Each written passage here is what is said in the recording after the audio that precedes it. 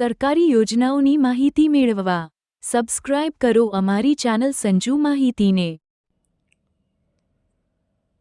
નમસ્કાર મિત્રો જે ખેડૂત મિત્રોને અત્યારે અથવા તો ભવિષ્યમાં મિત્રો તાર ફેન્સિંગ યોજનાનો લાભ લેવાનો હોય તો તે ખેડૂત મિત્રો માટે આ વિડીયો મિત્રો ખૂબ જ અગત્યનો છે।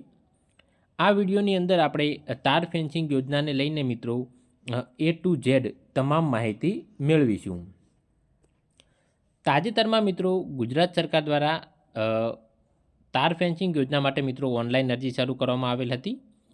તો આ યોજનાની અંદર ઘણા બધા ખેડૂત મિત્રો ઓનલાઈન અરજી કરી શક્યા છે, જ્યારે ઘણા બધા ખેડૂત મિત્રો ઓનલાઈન અરજી નહીં પણ કરી શક્યા હોય।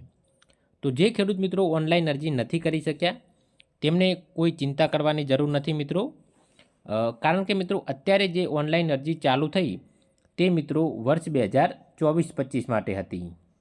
હવે મિત્રો એપ્રિલ મહિનાની અંદર 2025-26 માટે ફરીથી મિત્રો તાર ફેન્સિંગ યોજના માટે ઓનલાઈન અરજી શરૂ થશે। તો જે પણ ખેડૂત મિત્રોને તાર ફેન્સિંગ યોજનાનો લાભ લેવાનો હોય તે હવે પછી મિત્રો એપ્રિલ મહિનાની અંદર ઓનલાઈન અરજી કરી શકે છે। આ વિડીયોની અંદર મિત્રો આપણે જાણીશું કે સરકાર દ્વારા તાર ફેન્સિંગ યોજના જ્યારથી લોન્ચ કરવામાં આવી ત્યારબાદ મિત્રો સરકાર દ્વારા વખતો વખત તેમાં જે સુધારા કરવામાં આવેલ છે તેની, તેમજ જો તમારે તાર ફેન્સિંગ યોજનાનો લાભ લેવાનો હોય તો મિત્રો તમારે કઈ કઈ શરતોનું પાલન કરવાનું રહેશે તે તમામ માહિતી આ વિડીયોની અંદર આજે આપણે મેળવીશું। શરૂઆતમાં મિત્રો તાર ફેન્સિંગ યોજનાના ખૂબ જ સરકાર દ્વારા કડક નિયમો બહાર પાડવામાં આવેલ હતા, જેના કારણે ઘણા બધા ખેડૂત મિત્રો આ યોજનાનો લાભ ન લઈ શકતા હતા। તેથી મિત્રો સરકાર દ્વારા હવે તાર ફેન્સિંગ યોજનાના નિયમો મિત્રો હળવા કરવામાં આવેલ છે, જેથી કરીને વધારે પ્રમાણમાં ખેડૂત મિત્રો આ યોજનાનો લાભ લઈ શકે। જો મિત્રો તમારે ઓનલાઈન અરજી કરવાની બાકી હોય તો તમે આઈ ખેડૂત પોર્ટલ પર જઈને કરી શકો છો। તો મિત્રો તમારું વેઇટિંગ લિસ્ટમાં પણ નામ આવશે। ઓનલાઈન અરજી મિત્રો 18 ફેબ્રુઆરી સુધી ચાલુ છે, તો તે પહેલાં તમે ગમે ત્યારે કરી શકો છો। હવે મિત્રો સહાયની વાત કરીએ તો સહાય મિત્રો ખેડૂત મિત્રોને ખર્ચના 50% રકમ અથવા તો મિત્રો રનિંગ મીટરના 200 રૂપિયા લેખે સહાય મળવાપાત્ર થશે। હવે મિત્રો થોડીક શરતોની વાત કરી લઈએ કે તમારે આ યોજનાનો લાભ લેવાનો હોય તો કઈ કઈ શરતોનું પાલન કરવાનું રહેશે। સૌપ્રથમ આ યોજનામાં ખેડૂતોએ જૂથમાં અરજી કરવાની રહેશે, એટલે કે જો મિત્રો તમારી પાસે 2 હેક્ટરથી ઓછી જમીન હોય તો તમે મિત્રો જૂથમાં અરજી કરી શકો છો, જેનો ઓછામાં ઓછો વિસ્તાર મિત્રો 2 હેક્ટર હોવો જોઈએ। જો તમારે મિત્રો 2 હેક્ટરથી વધારે જમીન છે તો તમે વ્યક્તિગત પણ અરજી કરી શકો છો। જૂથમાં મિત્રો તમારે એક ગ્રુપ લીડર નક્કી કરવાનો રહેશે। તમામ સહાય મિત્રો આ ગ્રુપ લીડરના ખાતામાં જમા થશે અને અરજી મિત્રો તમારે ગ્રુપ લીડરના નામે જ કરવાની રહેશે। બીજો મિત્રો સરકાર દ્વારા આ વખતે જે સુધારો કરવામાં આવેલ છે તે કે અરજી કર્યા બાદ મિત્રો તમારે જે સાધનિક કાગળો છે તે 7 દિવસની અંદર વિસ્તરણ અધિકારી ખેતી અથવા તો જિલ્લા ખેતીવાડી અધિકારીની કચેરીએ મિત્રો તમારે જમા કરાવવાના રહેશે। ત્યારબાદ મિત્રો જે તે અધિકારી દ્વારા તેની સ્થળની ચકાસણી કરવામાં આવશે અને ત્યારબાદ જ મિત્રો તમને પૂર્વ મંજૂરી આપવામાં આવશે। તો આ એક બહુ મહત્ત્વનો સરકાર દ્વારા સુધારો કરવામાં આવેલ છે। મિત્રો તમારે અરજી 7 દિવસની અંદર જમા કરાવવાની રહેશે। અરજી સાથે મિત્રો તમારે કયા કયા કાગળો જમા કરાવવાના રહેશે તેની વાત કરીએ। સૌપ્રથમ મિત્રો જે તમે ઓનલાઈન અરજી કરેલી હોય તે અરજી, તેની અંદર મિત્રો તમે જો ગ્રુપમાં અરજી કરેલી હોય તો જેટલા પણ વ્યક્તિઓ હોય તે તમામને ખાતેદારની સહી સાથે મિત્રો જમા કરાવવાની રહેશે। 7/12ના મિત્રો 8 તથા 7/12ના ઉતારા તમારે રજૂ કરવાના રહેશે। આધાર કાર્ડની એક ઝેરોક્ષ રજૂ કરવાની રહેશે। જે જૂથનો લીડર હોય તેની બેંક ખાતાની મિત્રો તમારે પાસબુક અથવા તો કેન્સલ ચેકની એક ઝેરોક્ષ રજૂ કરવાનો રહેશે।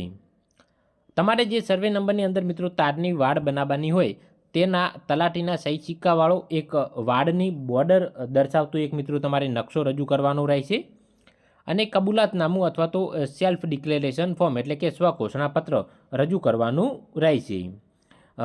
અરજી સાથે મિત્રો તમારે આટલા કાગળો 7 દિવસની અંદર જિલ્લા ખેતીવાડી અધિકારીને રજૂ કરવાના રહેશે। હવે મિત્રો જોઈએ કે સરકાર દ્વારા જ્યારે મૂળ ઠરાવ બહાર પાડવામાં આવેલ હતો તેમાં કયા કયા સુધારા કરવામાં આવેલ છે. તો મૂળ ઠરાવની મિત્રો શરત નંબર 2ની અંદર થાંભલાની સાઇઝ 2.50 મીટર, ઊંચાઈ 0.10 મીટર, જાડાઈ 0.10 મીટર, પહોળાઈ તેવા મિત્રો તમારે અને અહીંયા જેવા દર્શાવેલ છે તેવો થાંભલો લેવાનો હતો. તેની જગ્યાએ હવે મિત્રો સરકાર દ્વારા શરત નંબર મૂળ ઠરાવની શરત નંબર 2ની અંદર સુધારો કરેલ છે. હવે મિત્રો તમે થાંભલાની ઓછામાં ઓછી ઊંચાઈમાં 25% સુધીની મિત્રો છૂટછાટ મેળવી શકો છો. બીજું મિત્રો ગેલ્વેનાઇઝ લોખંડ અથવા તો ISI માર્કાવાળા થાંભલાને બદલે ખેડૂતે પોતાની પસંદગી અથવા તો થાંભલા અથવા તો ઇંગલનો મિત્રો ઉપયોગ કરી શકે છે. બરોબર છે. તો આ મિત્રો એક મહત્ત્વનો સુધારો છે જેના કારણે ઘણા બધા ખેડૂત મિત્રોને આ યોજનાનો મિત્રો લાભ મળશે. થાંભલા તથા એંગલોનું ખરીદીવાળું GST વાળું બિલ મિત્રો તમારે રજૂ કરવાનું રહેશે. બીજું મિત્રો સરકાર દ્વારા 2 થાંભલા વચ્ચેનું અંતર જે 3 મીટર એટલે કે 9.84 ફૂટ રાખવામાં આવેલું હતું તેમાં મિત્રો તમે 25%ની છૂટછાટ એટલે કે હવે તે અંતર તમે મિત્રો 12 ફૂટ આજુબાજુ રાખી શકો છો. 12 ફૂટ અથવા તો 13 ફૂટ આટલું અંતર મિત્રો તમે 2 થાંભલા વચ્ચે રાખી શકો તો મિત્રો તે માન્ય ગણાશે.